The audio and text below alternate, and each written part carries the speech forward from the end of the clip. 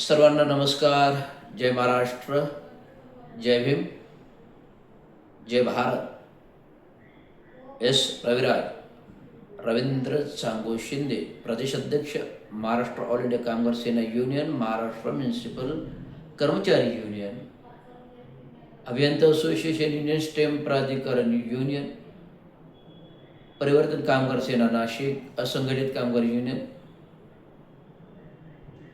महाराष्ट्र राज्य एस.टी. कर्मचारी अधिकारी युनियन आणि महाराष्ट्र पोलीस कर्मचारी अधिकारी युनियन, या सगळ्या युनियन महाराष्ट्र ऑल इंडिया कामगार सेना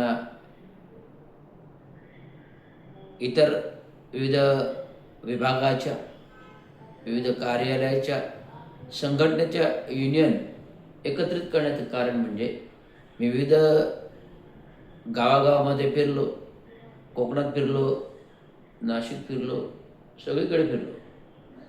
तर याच्यामध्ये तेव्हा मी एस टीने प्रवास केला. एस टीने प्रवास केल्यानंतर त्यांना मी प्रश्न विचारले, त्यांनी त्यांच्या व्यथा मांडल्या की एस टीच्या लोकांना पुरेसा पगार नाही, राहायची एस टी डेपोमध्ये व्यवस्था नाही, 24 तास ड्युटी, एस टी डेपो सुसज्ज नाही आहे, टॉयलेट बाथरूम नाही आहे, झोपायला कक्ष नाही आहे, रूम नाही, त्याच्यामध्ये बाथरूम नाही, त्यांना अंगावर घ्यायला पांघरूण नाही आहे. या सर्व सुविधा शासनाने द्यायला पाहिजे. मागच्या 6 महिने वर्षभरापूर्वी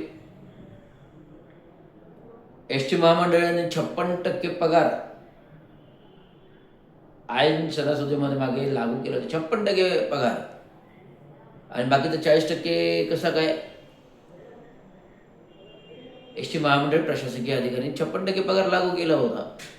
परंतु परिवहन मंत्री जी प्रताप सरनाईक, जे एस टी महामंडळाचे अध्यक्ष झाले, हा प्रश्न गांभीर्याने घेऊन त्यांनी तात्काळ अर्थमंत्री आणि प्रशासन यांना ही बाब समोर मांडली. अर्थ मंत्रालयाचा बाब आहे, त्यामुळे 56% पगारचा पुढचा 40%, 56 मधला जो 34% पगार पुन्हा त्यांना लागू करावा, असं तात्काळ विषय होता. परिवहन मंत्र्यांनी विविध एस टी डेपोच्या गाड्या, एस टी महामंडळाच्या गाड्या रस्त्यावर जाण्यासाठी नवीन 500 गाड्या परिवहनच्या घेण्याच्या सुचवते. चांगलं काम, म्हणजे न सांगता कुठल्याही कामगार संघटना, कुठल्याही युनियन संघटना यांनी आपले प्रश्न उपस्थित करण्यापूर्वीच प्रताप सरनाईकांनी परिवहन मंडळाचे प्रश्न हाताशी घेऊन ते तडीच लावले आणि त्यांना त्या सुविधा दिल्या. तर तिथे सुयोग्य हॉस्पिटल्स पण वगैरे करायचा निर्धार केला. नव्याने एस टी बसेस आणायचा निर्धार केला. तर अशा प्रकारे संकल्पना घेऊन आलेले प्रताप सरनाईक कामगारांचं धोरण चांगलं करतात. त्याप्रमाणे महाराष्ट्र मुख्यमंत्री असतील, दोन्ही उपमुख्यमंत्री एकनाथराव शिंदे असतील, अजितजी पवार असतील, यांनी कामगारांचे धोरण चांगले निर्णय घ्यावा.